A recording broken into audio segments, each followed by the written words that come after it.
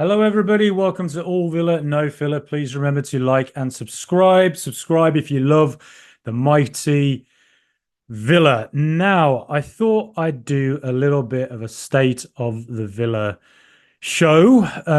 Maybe just look at where the squad is right now, with about a week and a half to go until the season kicks off, until we go to West Ham away, which I think is going to be a really, really tough game. Um, but yeah, I thought I'd just sum up the squad at the moment, and one way of doing so I thought would be to get a little bit more interactive, share screen, and bring up tactical pad. Here it is. Yes, I have invested in something because I quite like just talking football, and why shouldn't I?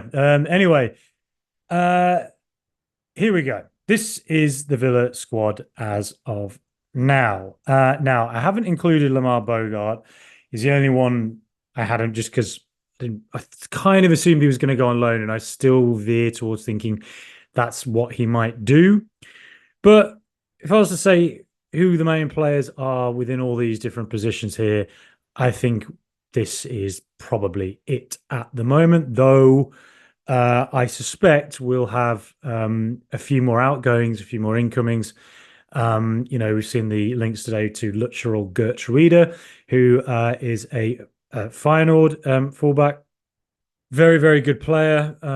Statistically, extremely highly rated when it comes to progressive play. Tends to play right back, can play right centre back. And I talked to him, or talked about him, with Adam Tynan, who from the London Lions, who was a guest about a month and a half ago. And the first player he brought up in his scouting series, who he said he thinks Villa should be looking at, is Lutcherl Gertruida. So the Dutch international, there you go. Maybe Monchi was watching us and thought, hey, they've got great ideas. Monchi, we are available. We are available for work. I charge a very high fee of near to nothing to work for the mighty Villa. Anyway, this is the squad as of now. And if you look at it, if you compare it to last season, this area is where I think things started to go a little bit awry once Boubacar Kamara got injured, right? So, but Kamara got injured, I think it was in late January with his ACL, and Dendoncker was already on loan at Napoli. Now, looking at this, Villa have seemingly tried to address that. Yes, we've lost an absolutely brilliant player in Douglas Luiz. He's a pretty big loss, let's face it, and it is going to take a pretty severe, well, not severe, but a significant adaptation to play without him. But Youri Tielemans can play that role. He did well against Athletic Club in preseason friendly, and fortunately for us, he and our new signing Amadou Onana have both played together for Belgium, as they did at the Euros on at least one or two occasions. In that central midfield area. So you'd have to think that one of the advantages of having, Tielemans from last season is that he's got a year's experience from Aston Villa, and now he can go back into the Douglas Luiz role. Though, of course, a lot of his best games actually were as the second striker, and he had a lovely understanding with Leon Bailey out there. But something I would say as well, though, is that Tielemans, I think, since around October last year, his confidence levels have been very, very high. He came into the club having had a bad season at Leicester. And I think at the start, he did look a bit like somebody who, for his age, 26, I think he was at the time, had played a lot of football from the age of 16. He came through very, very young, a bit like Wayne Rooney. And you did start to feel like, okay, is he maybe just run his race and maybe he just can't get to level? But no, he proved us all wrong. And I think it was the AZ Alkmaar game last season where Villa were brilliant, battered them away from home, and him and Leon Bailey. That was the game where I think the two of them really showed that they'd gone up a level. And from there, it was just strength to strength for both of them. So I think we're quite fortunate to have Tielemans, or it was smart planning rather than fortunate to have Tielemans in there now with a year's experience of Villa, knows what's going on there, knows Unai Emery and his methods. So to have him in centre midfield is very useful. And then as a backup, Ross Barkley, someone who's been at Villa before. He's obviously coming in, it's a new Ross Barkley who's got used to a new position, who I think it was around 5 million fee from Luton. PSR wise, it's absolutely nothing for a player of his experience, of his Champions League experience, just to have him in the squad. So if Tielemans, has an injury of any kind, he can Barkley can come in. But one thing you do look at is you look at a lot of those positions and you see we've got four players who can go CDM and two who can go in that kind of more creative central midfield role, the number eight, I guess. My concern there would be if one of Tielemans or Barkley got a long-term injury, we suddenly look quite light there, which makes me wonder whether uh, Amadou Onana would suddenly move over here, and you could have a player like Enzo Baranachea sits there. And Onana has shown signs, I think, in his career. He's only 22, so there's loads more he can do. But I suspect that I suspect there's more to him as a progressive player than we have seen so far. And let's face it, he's played for Everton. Everton, great club. But in recent years, they've not been at their best, have they? They've at times been absolutely abysmal. And they play, particularly under Sean Dyche, a much more defensive style of football. It's not really about retention of the ball within the centre of the pitch. It is a bit more about that direct football, getting it up to the big man, fast wingers.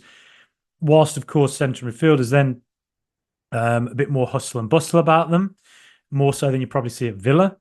And I think Onana came out of the Everton team towards the back end of last season. And part of the reason for that, as Matt Jones explained to me from the Blue Room podcast, an Everton podcast, part of that was that Onana was just a little bit too much of a pretty player in a way. And that Idrissa Gueye, former Villa player, just was that a little bit more hustle and bustle, who probably suits the style that Sean Dyche wants. Whereas Onana was somebody who liked to make things look a little bit pretty.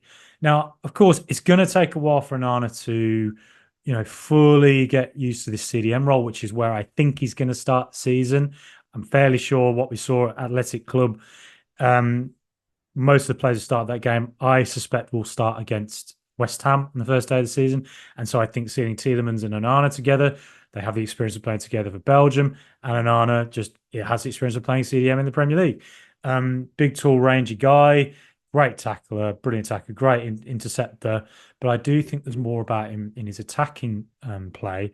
So my only caution is I think this area here with Tielemans and Barkley, I do just slightly fear that, were there to be an injury to one of the two of them, we might have to start figuring things out a little bit. And maybe Jacob Ramsey goes back there. I remember him playing there in his first season in the Premier League against the Leeds United alongside Marvelous Nakamba. And he was very confident, very good, demanding the ball. So maybe he could go back a little bit because, look, we've got a lot of strength on that left-hand side as well. But if you look in the CDM area, we are stocked. And as I said, I think Onana has potentially the ability to be a more progressive player than we've seen, and maybe eventually could actually move, over there, over sort of where Tielemans and Barkley are, and you could then have, let's say, a returning Kamara comes back into the CDM role, or Enzo Baranachea. Now, Baranachea, very good at Frosinone last season, very good. A lot of experience with Juventus, has Champions League experience. I think with Baranachea and what I saw in preseason, now preseason only gives you hints, right, of what could be. It doesn't tell you how things are. It just gives you hints if things work. It gives you hints if things might not. And I think looking at Baranachea, there's something about him where he is that cool, composed screener, is how you sort of describe it. Regista, I think they call it in Italia. His sort of surety on the ball, calmness on it, and his sort of So simple distribution is very, very effective and is a great option to have there in CDM. Now, I don't know why he wasn't in the squad against Athletic Club. And if you do know, please just comment, send us a message. Let me know because I don't really know. I don't know if there was an injury there or maybe he's even considered for a loan. Look, I mean, we've got a lot of players, haven't we? So I, again, I wonder if there could be a potential later this season that you see maybe Tielemans goes up to the second striker role at points. Onana goes into the more progressive role. Chair plays as the CDM. Because I certainly think Chair has, just from what I've seen, his cross-field passing is really, really good. His ability to tackle and his short passing, really nice. You can see why Juventus took him over from Argentina. You can see why he did well at Frosinone last season, and you can see why Villa thought it'd be a good idea to bring him in. He's a nice option to have there in CDM. And like I say, I think the season will likely start unless there's plans to loan out Branachea, which I hope there aren't. But if there are, or aren't, sorry, then Onana and Branachea start as our CDMs because Kamara, let's face it, he ain't going to be back for a while. Then Donker, he just clearly hasn't got the trust of Unai Emery, though he has played a lot in pre-season. You would have to think that were that anyone to come in for Dendoncker, the likelihood is for Villa to get a fee they wanted or a loan fee they wanted, he'd probably go. So that's just an area I thought, we could look at. So otherwise, now look here at left back. That is a lot. We have a lot of options there. And none of them really play centre back, although Luca Dean has played centre back during pre-season at times. Which makes me wonder, despite what we saw with these links to Galatasaray, which Luca Dean denied just yesterday, is there a plan that we're not going to sign another centre back to back up Pau Torres, and that were something to happen to Pau Torres, we might even consider sticking Luca Dean there. Now, I mean, God forbid we'd have to do that, because I just don't think that's suboptimal, really, isn't it? But if we just focus firstly at the left back role, well, I'm not sure financially we can keep all three of those.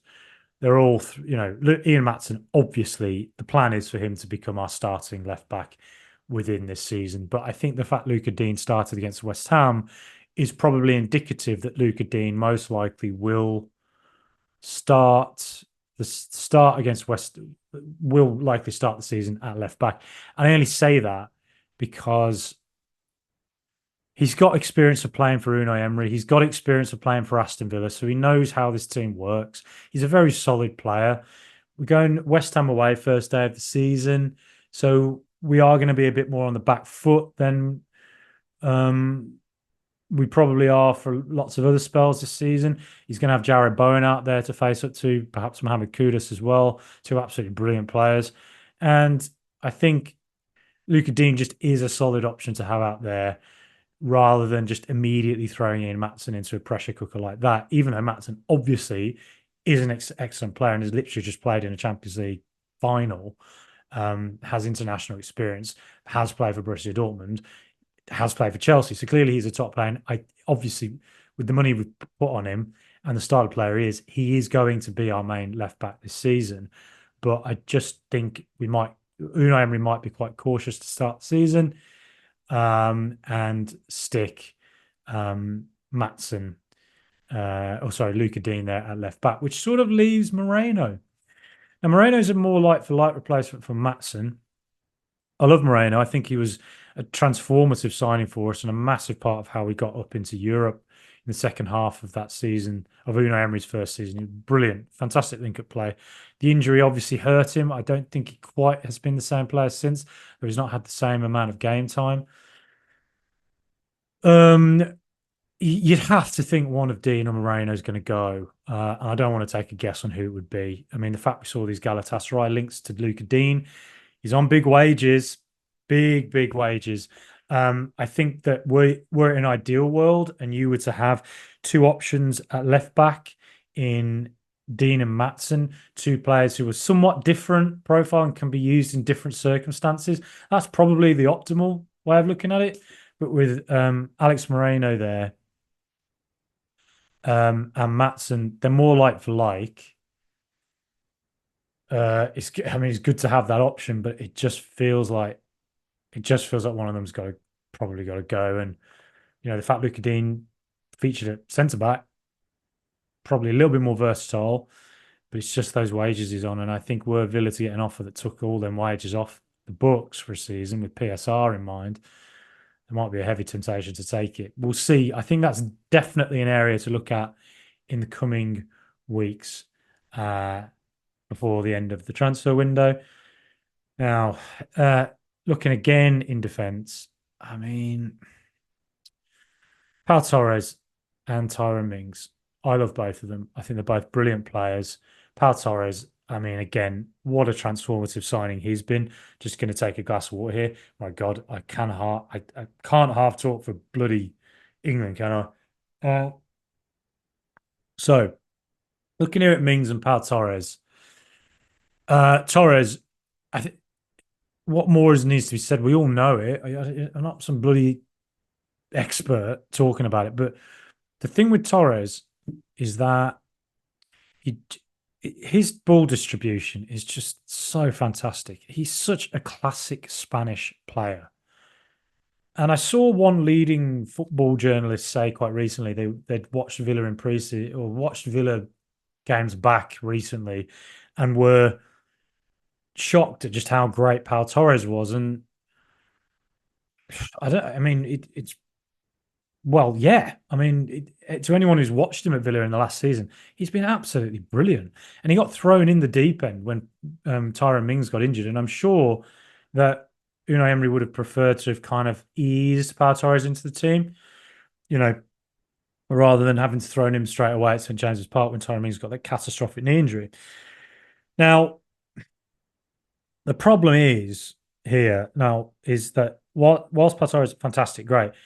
Do you remember in December last year, he missed about a month and Villa were just not the same without him? We really did get quite rocky. I don't know what the plan is there for whether we're just going to wait for Tyrone Mings to come back. And there is talk he might be back in late September.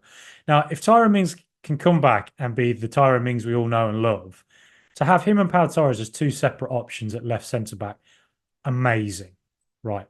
That is brilliant. But it is a gamble to think that Mings is just going to come straight back and be okay and even be the same player. Early 30s now, Mings. So it is an area we have to think about, isn't it? And were Pau Torres to, let's say, pull a muscle against West Ham, who did Villa play at left centre back? I don't know.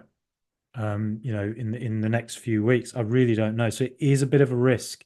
And like I said, Luca Dean's played at centre back there. I mean, Dendonka's played at centre back in pre-season. Did Onana go back? But I don't know. The Hermoso links made a lot of sense. Can play at left centre back, can play at left back. Again, just having a bit of strength over there, it would make sense. I'm just sort of saying worst case scenario was something to happen to Torres.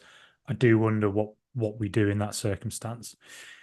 Now, if we move over to the right centre back area, now Diego Carlos did not play against Athletic Club on Wednesday night.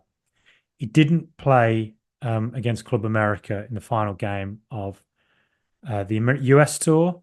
He embarrassed himself against RB Leipzig with the red card. I think the reason he didn't play against Club America is because there was a suspension from the red card he got. I don't know whether there was another. I have no idea who suspends someone for getting red carded in a friendly. Um, but I don't know whether that reason he didn't feature uh, against Athletic Club is because he had the continuation of that suspension, or whether he maybe is going to Fulham. Again, those links have seemed very, very legitimate, and Fulham are signing players a little bit like that at the moment. Um, and Carlos has had some great games for Villa. Can't forget what he did against Man City and Arsenal in two of the greatest games of all time for Aston Villa. Uh, I've talked to a lot of fellow Villa fans about this, and I think a lot of us has come to a similar consensus. There's something about his ball distribution that is just not great. And aerial duels wise, he's not brilliant. I just can't help but think that Aston Villa concede loads and loads of set piece goals, balls into the area. We always tend to look quite chaotic. Well, not always, but we often look quite chaotic. I take you back to a game against Brentford. We were 2-0 up, cruising.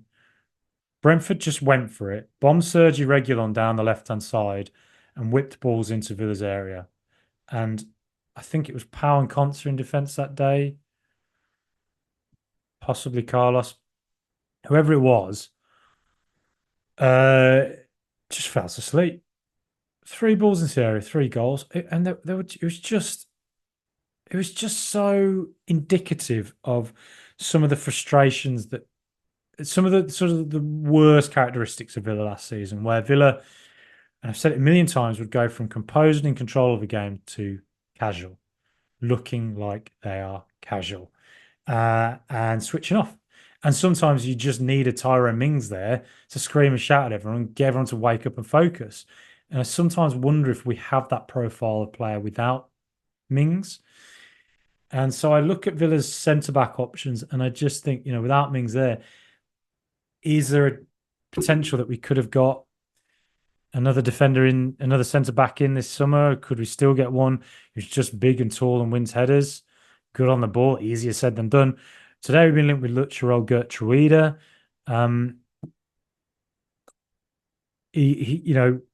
Again, whilst he's a very good progressive right back, and I think that probably raises more questions for Matty Cash than it does for the centre back area. You just can't help but think that, Gertrude, again, he's not the tallest guy. And you just a bit of physicality back there, and just, so that then he can kind of have if he wants to play concert right back, you can have somebody who comes in at centre back and just is a bit of a Mings in the right centre back role. I don't know. That's just an area I think Villa, if I was to think, where could we improve? Where could we just get someone in who could be a bit of a game changer for us? Look at Arsenal. They invested heavily in their defence last summer, and they barely conceded a goal last season, apart from when they played Villa. Same for Man City. They constantly, all these top clubs, they're always signing top physical, good on the ball defenders who can play all across the back line and deal out the physicality. So yeah, I just think that's somewhere Villa could really do with improving. And last season, I think we were 12th in the league when it came to goals conceded. So we were, or rather eighth, I should put it. We were top half. We were one of the better teams, but the problem is we still conceded. I think it was we conceded 61 goals. And you look at Arsenal, they conceded 29, Man City 34, Liverpool, who finished third, one place ahead of us, 41.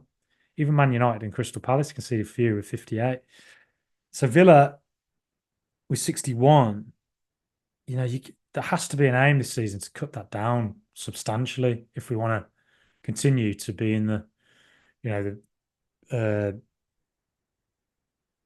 competing for Champions League places. So I just think that back line that I just would have loved to have seen a big physical presence coming. Gertrude obviously would be why would you not be excited about that? He's a very, very good player and could, means Conte probably wouldn't have to go out to right back quite as much and could maybe focus on just staying as a centre back. That probably helps solve quite a few issues. But if Diego Carlos is to go, you have to think there's another player coming in there right centre back, surely. And then right back area, Kosta Nedeljkovic, the guy I've been raving about all bloody summer. Physical, strong, really good pace, amazing engine, loves to underlap, loves to overlap. His final ball is really good. If you watch videos of him, his crossing is really, really good. And we saw one cross he did, I think it was against, might have been in the Warsaw friendly or Spartak Trnava, one of those where you saw that was on the money. He very young, obviously, so won't be thrown in straight away. Will have to be eased into the team. There's a couple of times in pre-season the ball's sort of gone over him and he's sort of lost his man a little bit. So that's where he can improve. But look, he's got Champions League experience. He's played Man City. He's played for the top team in Serbia and Red Star. And everything I've seen in every video I've watched of Kosta Nedeljkovic, everything we saw against Athletic Club, the little glimpses we saw where he burst past their defence and fired himself into the final third, the bit where he ran all the way up the right-hand side of the pitch, hugged the touchline, beat a couple of their Athletic players, got into the area and got nudged over. If that's what he can do, and if he's able to do that in the Premier League and cause havoc for opposition defences, he could be finding himself in the first team a lot quicker than we realise. It's certainly something for Matty Cash to be looking at. I mean, Matty Cash, the presumption is he'll start the season because, as I say, he's got the experience and you'd rather ease in a young teenager than throw them in straight away in right back. So Cash, can perform that role. But if Gertrude comes in, it does raise a few questions then. Does Nedeljkovic go on loan? I'd really rather he doesn't. I really hope he stays. I just want to see more of him this season because all the glimpses I've seen, everything I've watched him, he just looks like such a hot shot of a young player, and totally can see what it is that Monchi and the scouting department saw in the guy and why they invested in him. Matty Cash, we all know Matty Cash, we all know and love him. There's certain possible weaknesses to the game when he gets into the final third. He doesn't look like he can beat a man consistently. So we'll see with that. We'll see what happens there. If Gertrude comes in, that's an area to look at and think, okay, what's going to happen next there? So we've sort of looked at midfield and there, and look at goal as well, I guess. We've got the best goalkeeper in the world, so that's nice. It's very nice, isn't it? In Emi Martinez. Robin Olsen, when Olsen plays, we can see goals. That's just the way it is. He makes big saves at times. His ball distribution, he doesn't look massively confident when he has it at his feet. And he has made quite a few mistakes for Villa when he's had at his feet. Think of the Chelsea game. I think we saw the best of worst of him within 1 minute. The ball was knocked over the top. Diego Carlos was coming to it. Robin Olsen came rushing out of his area. And it sent Diego Carlos into a bit of a panic, understandably, because he was like, well, what do I do now? Instead of just being able to pass it back to the keeper, who's now in a really terrible position. Carlos panics, kicks it away, and Chelsea get a chance. Cole Palmer breaks them through. And Chelsea could have taken a late lead, turned the whole game around, and maybe even cost us Champions League. But Olsen made a huge save from Cole Palmer. So in that sense, you saw the best and worst of him. But we all know what Olsen is. We all back Villa players, but there are sides to the game that you wonder how great he is. Joe Gauci on the US tour against Columbus Crew looked a little easy to beat. Not massively confident, but against Athletic Club, there was a real glow up. His distribution, he looked super confident. Made a couple of massive saves, a couple of great saves actually. Obviously, I'm a little bit biased because my fiance is from Australia, so I am a big fan of anything Aussie, I guess, apart from the cricket team. Joe Gauci, I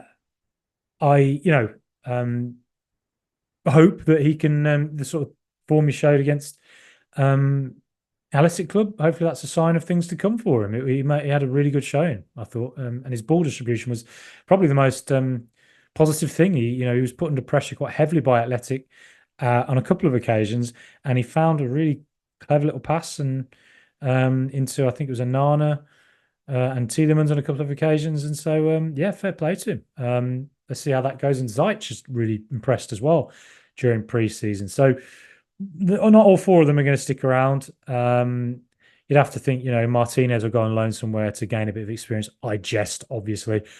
You'd have to, I mean, one of Ziyech or Gaucho you'd assume would go on loan just because Olsen has a bit more experience, doesn't he? And you can then, let's say at the start of the season, Martinez picks up an injury. You're not throwing Gaucho in at the deep end. You get Olsen maybe in just to then ease in Gaucho through cup competitions. And, maybe then a game he comes in and ahead of Olsen. So, yeah, there we go. Goalkeeper area, I think I did really want a better backup goalkeeping option. I think a lot of Villa fans wanted it. But let's see what Gaucho. Let's see what happens. But like I say, if Martinez is out for protracted spell of time, yes, it is a question mark. Now, my goodness, Villa's left this area, left midfield, in that sort of box shape we play, where the left midfielder doesn't hug the touchline but plays a bit more centrally. I mean, the strength there is absolutely off the bloody charts. I'm so excited about it. I could write a song about it called "I'm So Excited." Uh, I could write poetry about it. Somehow try and find words that rhyme with Rogers and Ramsey and Eiling Jr. I mean, that is something pretty good, right?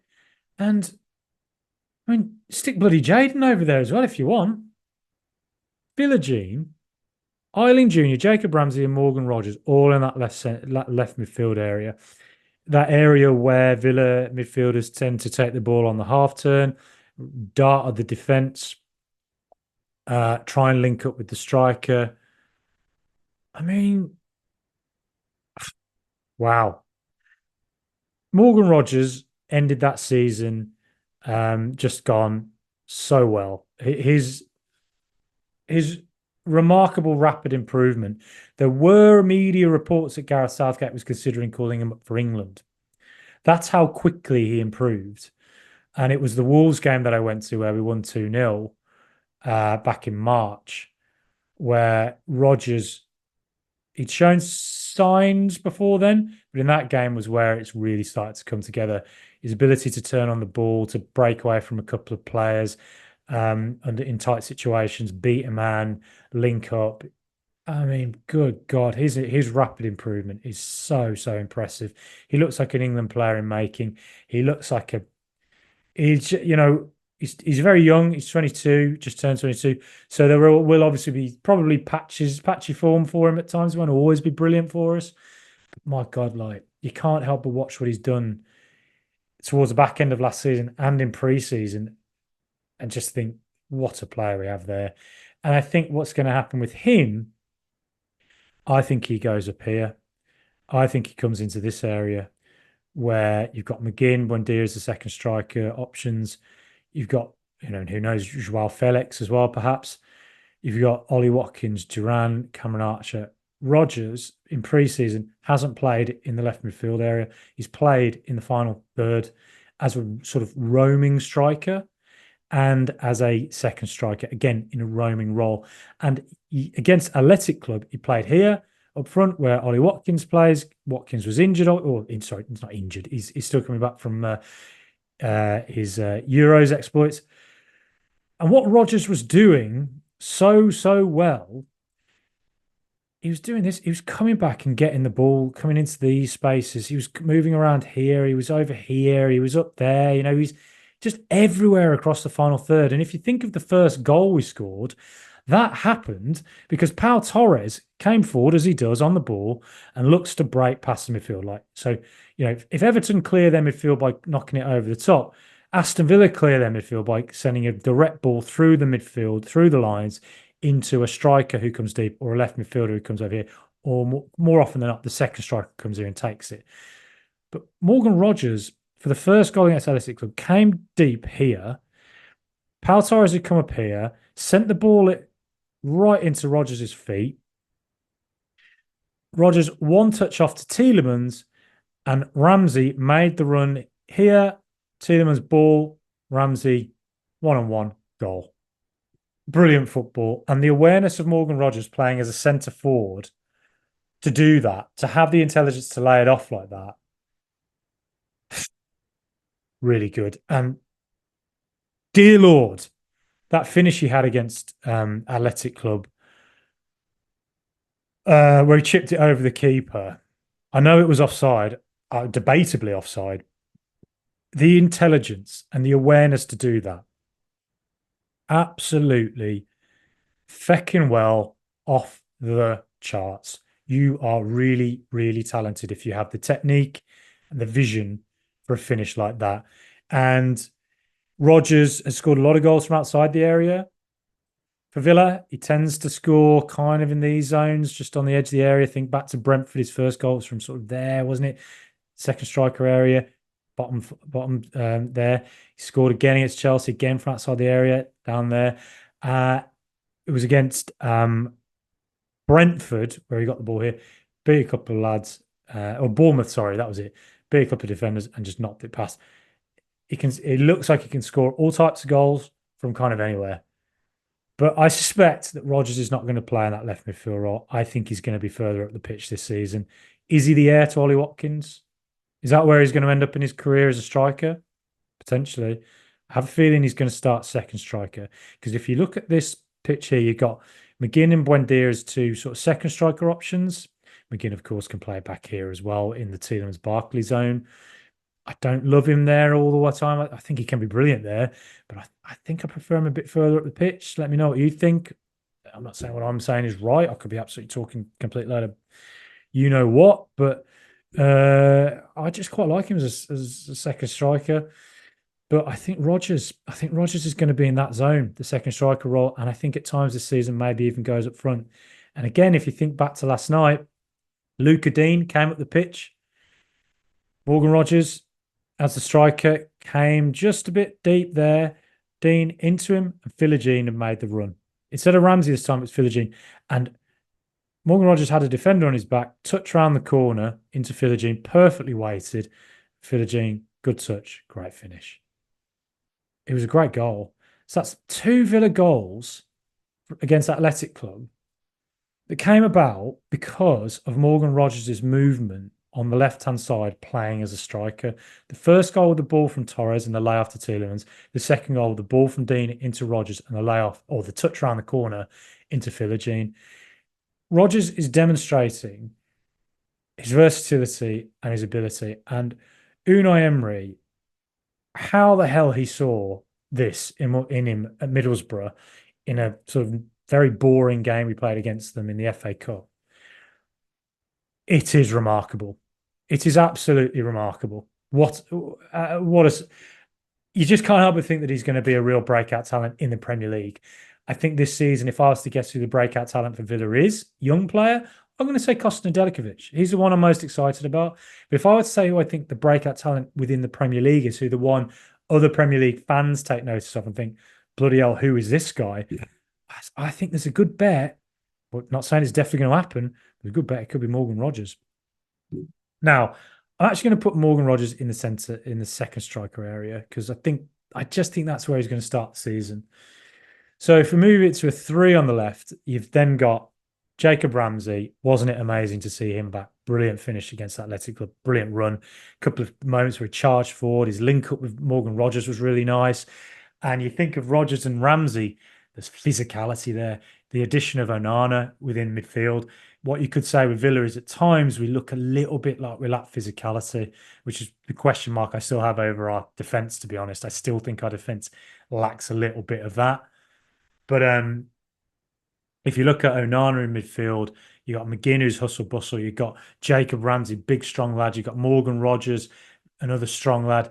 Suddenly, physicality wise, we look like we've got a little bit more now that Ramsey's coming back, don't we, than we did last season, and with the signing of Onana. So, but to have options like Ramsey, Rodgers, Philogene, again, it's really good. I mean, I'm cooking up here. I'm working up a sweat. I need a glass of water just thinking about it. Like, and that meme of Will Ferrell just getting really hot and bothered under the collar. I mean, absolutely beautiful stuff. And Philogene, again, what he loves to do is he comes deep, he gets the ball, and his sort of trick that I think I've noticed he does is that he's so quick at getting a ball and turning super quick on it. He's like a 15-year-old you play against when you're younger who just is the most skillful person you've ever seen in your life. And you just think, how do they turn that quickly on a ball? Because by the time the opposition's got to him, he's already turned and he's already seen his next pass, which he pushes forward. And the defender then, or the player who's coming to get the ball off him, he's sort of taken out the game. And Philogene can get round him that way. We saw last night he's also a really good tackler. His statistics at Hull of winning the ball were really good, actually. And there were a couple of moments against Athletic where you saw it. He actually won the ball back. And he, for a guy who's very slight, he's not the biggest in the world, he's willing to put himself about. And I think his strongest position is left side. It's where he played majority of the time for Hull. But he's right-footed. And you can't help but think, if you look at it here, you look at the team here, there's not really anyone to back up Bailey, is there? There's no one there if Bailey gets out of this team for a period of time. You think, who's going to come on for Bailey in the last half an hour or replace him if he's injured? Jaden Philogene, you'd have to think he's going to play quite a bit out on the right-hand side. And he has done that in pre-season. A couple of moments he linked up really nicely with Kostina Delikovic, actually, against, I think it was Club America. So suddenly then, but you look at Villa and you think one of the great things we've done this season is get a lot of players who are quite versatile, skillful, fast, physical. Rodgers can play in a variety of roles across the front third. Jaden Philogene can play. He can probably play as a second striker if you bloody want him to, but he can play as a right midfielder, left midfielder.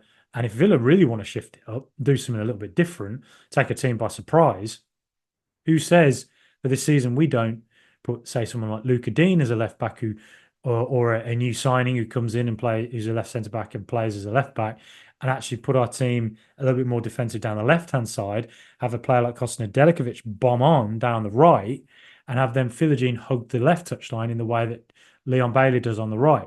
Who's to say we don't try something out like that?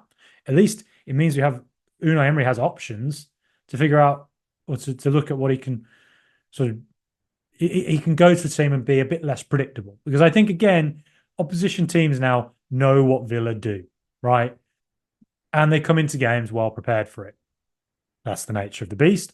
But it is nice to have the prospect that we can just catch a team by complete and utter surprise. And they've completely prepared for Villa to play a certain way down the right-hand side. And actually, psych, we put it all down the left. I mean, I don't think Emery's really done that too often before, but it's just an option. And I mean, if we're on that, Villa want to catch a team by surprise. We've never played with an inverted fullback. Most of the top teams do it. Have a defender steps up into midfield. Powell sort of does it when he comes forward with the ball. But, at some point we might decide to just play. Ian Maatsen comes inside, isn't it? Plays fullback, comes inside centre. It's just, again, it's another option. Ian Maatsen's done it for Borussia Dortmund and did really well away. So, again, it's just bit of versatility. It just gives us something to think about. So yes, Eiling Jr. as well, really talented young player. Again, it matches the profile of player Aston Villa have been signing this summer. We've been bringing in players who are very young, can playing a variety of roles. They have resale value for a few years' time, because let's face it, during the Stevie G, Christian Perslow year in charge, we signed a lot of players, put them on big salaries who have very little resale value, and we're stuck with it. Dendoncker is one of those players you would say, for a player who doesn't really contribute enough to improving. Luca Dean, you could argue, is another one of those players, though I think you have to give him the benefit of the doubt. He clearly loves playing for the Villa. Good on him. I really like Dean. I really like the way he's taken to Villa. I think he's done a really solid job for us.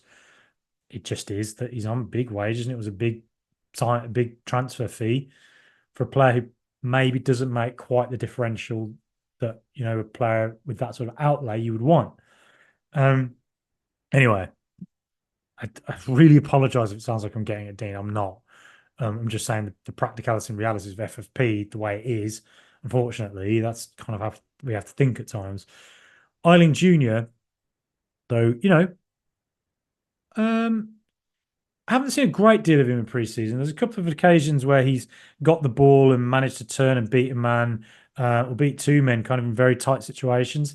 Um, just a very skillful player, clearly by the looks of it. He's very good at getting to the byline and pulling it in, but also he can go at left back as well. So if we want to play, let's say for whatever reason we've decided we want to have, Alex Moreno maybe leaves Villa, and we want to have a player with a similar profile to who can sort of bomb forward. He did that for Juventus, played back there, but he tends to have played kind of in a lot of like 3-5-2s as well. So he's sort of been around here and gone forward. So again, Eiling Jr. does offer the potential for Villa to maybe change their tactics if they want to at any point. He's one to watch. I do wonder how much game time he's going to get just with looking at the left midfield area and thinking, Jay whiz, we got it going on over there, haven't we? But I'm going to move Philogene to the right, and say that for the moment, maybe Ramsey and Eiling Jr. are our two options on the left, with of course Rodgers and Philogene being other players who can play there. Second striker, well,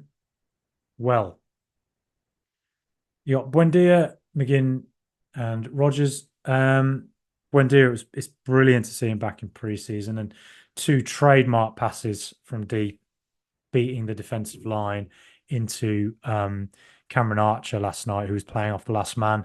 That could be a lovely combination this season at points if they ever get to play together too much, because I tell you what, Cameron Archer really is the type of striker who suits a player like Buendia, and Buendia is the type of second striker who suits a player like Archer. McGinn is much more of a, he's a presser, hard worker, really good on the ball, really good at turning and whipping a ball into the area. That man is going to start for Aston Villa a lot this season, and he's going to start the season certainly. But Buendia coming back from injury, you have to think it's going to take him a little while to get up to Premier League speed. But there were some hints in pre-season, particularly against Athletic, where you saw, there were times where he looked like he was just a little off the pace at times, but these qualities there, isn't it? And the two balls he played into Cameron Archer, the first one for the goal that was ruled offside, I think it was offside, that was classic Buendia, getting the ball from deep, beating a man or turning, having found space, and just playing that ball in behind through to Cameron Archer. He sort of came in back there, didn't he? And Archer's waiting here off the back, in behind. That could be a lovely option to have as a combination this season. And then the goal that was allowed for Cameron Archer, again, it was Buendia getting the ball turning, and his intelligence of his ball over the top, the weight of it, both those passes he made, fantastic. And Cameron Archer did brilliantly to finish that goal. Fair play to him. 3 goals, 4 if you count the one that I don't think was offside in pre-season. I mean, what more can he do? Cameron Archer scores goals. Don't write him off yet. I really back him. He's one of our own.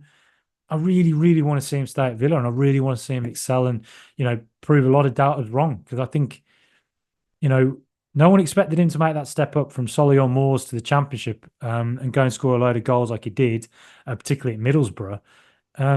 Who's to say he can't do the same? He scored 4 goals in the Premier League last season for the worst team, one of the worst teams in history in the Premier League. So you can't really judge him on what he did at Sheffield United. But he still scored 4 goals, all right? Not amazing, but he didn't play loads. I don't think you can write him off at all. I think there's something there. And in a better team like Villa, if he can get in behind and be a bit of a goal poacher, who knows? Maybe he will score quite a lot of goals for us. Who knows? Who knows? One of our own. Come on, we've got to back the guy. So yes, we've got McGinn, Buendia there, and that's a struggle. Now, Joao Felix. That rumour will not bloody go away. And it's been reported by too many reputable sources not to have something to it. He would be a gamble in the sense that he's never quite found the right club. He tends to start off very well at certain places. He goes off the boil a bit. He's one of them sort of classic players where you think, will it ever quite happen for him? But the fact of the matter is, when he's at it, he is absolutely world class, and he would be a world class addition to Aston Villa with all the experience he has. He's just 24 years of age. There's a question of just saying, has he just never found the right club and the right manager and the right conditions to excel as the player he is? Think back to a player like Juan Román Riquelme, all the way back in the day when he was at Barcelona. It didn't really work there, did it? Went off to Villarreal, who were much smaller side than Barcelona, and he was an absolutely incredible player for them and found the consistency and became one of the great midfielders of world football, and helped guide Villarreal to a Champions League semi-final, which they lost to Arsenal. How the hell do I remember all this stuff? Why does my brain retain this kind of information rather than actual useful information? Somebody talks to me about mortgage advice. I'm sitting there going like, yeah, Joao Felix, I played 35 games for Barcelona last season. What's wrong with me? Another glass of water because bloody hell, throat's getting raw now. So yeah, if Felix comes in, you take it. It just does then lead to questions. What does he mean for Buendia? McGinn, what does that mean? But Felix can also play up front. So you'd have to think there would be some kind of movement out. Potentially, if Duran goes, Felix comes in as his replacement, who can play as a second striker or a striker, or even right midfield or left midfield. Not bad, is it? Jean Duran, there's a lot of talk about West Ham links. That they've signed Nicola Fulkrug. I don't see that happening now. Links before with Chelsea, again, they've just agreed a deal with Atletico for one of their strikers. So you have to think that's out of the question. John Duran's really boxed himself into a corner, hasn't he? Because if you look at our strikers now, John Duran, mate, I mean, clearly has so much talent, so much ability. Whatever his deal is, whatever the advices he gets, whatever his maturity levels are, I have sympathy for him that he's a very, very young guy. You do not understand the pressures and the type of people that attract themselves to you when you are rich, famous, and young. I have seen it firsthand, not myself. I have never been rich, famous, young, but believe it or not, I have actually seen this sort of stuff firsthand and up close. And when people are that young, it's hard to differentiate between who's a good advisor, who's worth spending time around, and who isn't. And I'm not saying that's what Duran done. I'm not saying he's got bad advisors. I have no idea, but you can't help but think that some of the decisions he's made haven't been great. And if it's been advised to him, well, then change advisors, mate. But if it's just who he is and how he's behaving, then got to grow up and quickly, because you don't want to get a reputation within football as somebody that people just don't want to work with. But that said, there are links now to Saudi clubs, and who knows, maybe he sticks around and Unai Emery works him back into the team, rehabilitates him, and if he stays at Villa, we've got to support him. And it's two-way street. The fans, we've got to back him because he's representing Aston Villa, and Duran maybe can win back all our trust, and maybe changes and thinks this is a great opportunity, and plays more games next season than he perhaps thinks. I mean, I have sympathy for the fact he's not starting and not playing a lot, and getting past Ollie Watkins is extremely difficult.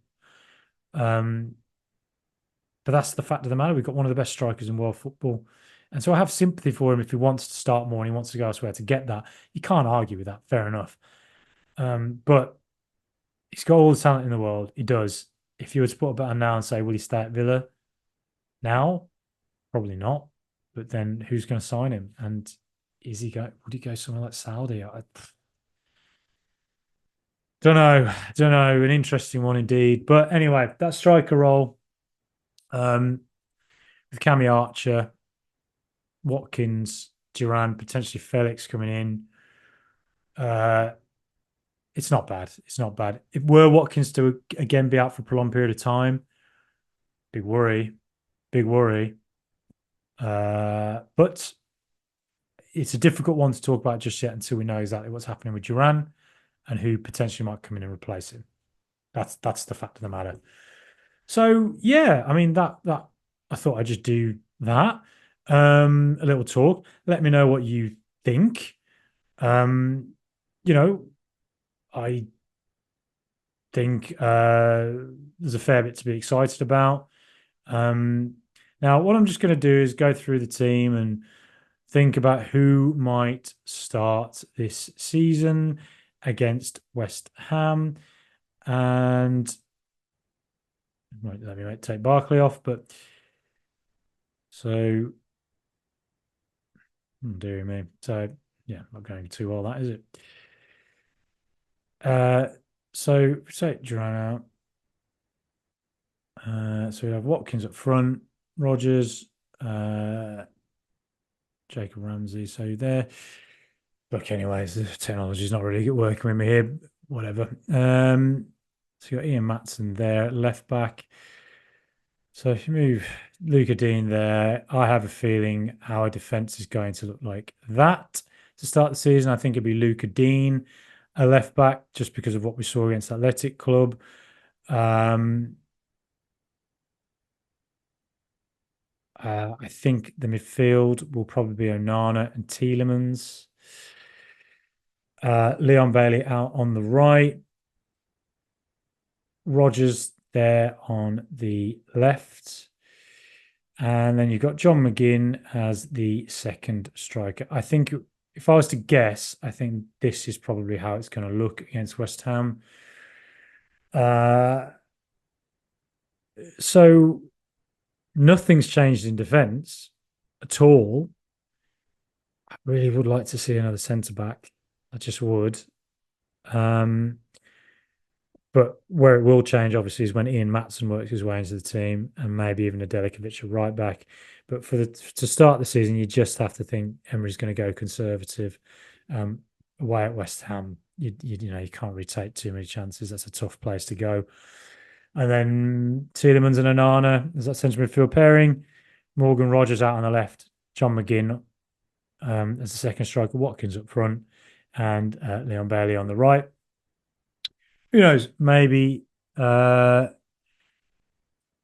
Emery decides to put McGinn out on the left, as he has done at times. Morgan Rogers then goes into that second striker role and becomes a bit more free roaming. But the thing is, Rogers and Watkins haven't yet really played together too much. It's almost as if Villa need another 2 weeks of pre-season with Martinez, Konsa, Watkins, and Duran all coming back now, and all the new players to get used to everybody playing together and people playing in new roles. So it just feels, I just feel like he might start the season a little bit more conservatively. But as the season progresses, we might then start to see, Rogers playing as that second striker. You might then start to see, let's say Ramsey then comes in as the starting left midfielder, Matson as the left back, etc., etc. Anyway, so I thought I'd do something a little bit different. I don't tend to do many episodes like that, just because, I work with technology all day, every day, and somehow don't actually love working with it. But there we go. I'll try and be a bit more interactive as the season goes on. That's it. There we go. Let me know what you think, where you think Villa can improve. I have rabbited on long enough. Thank you for listening. Please like and subscribe. 5-star reviews on Spotify, on the phone app really, really help. 5-star reviews on Apple, iTunes, whatever it is you listen to it on. Again, maybe even writing a nice review helps. Please subscribe to the YouTube channel. Again, just help us grow, help us keep doing this. I want to get more people involved as well, and people who can talk, with a lot of expertise, basically. And we'll continue to endeavour to get more interviews. Some exciting ones coming for you. I guarantee it in the next week or two. Anyway, thank you for listening. Thank you for watching. Up the mighty Villa.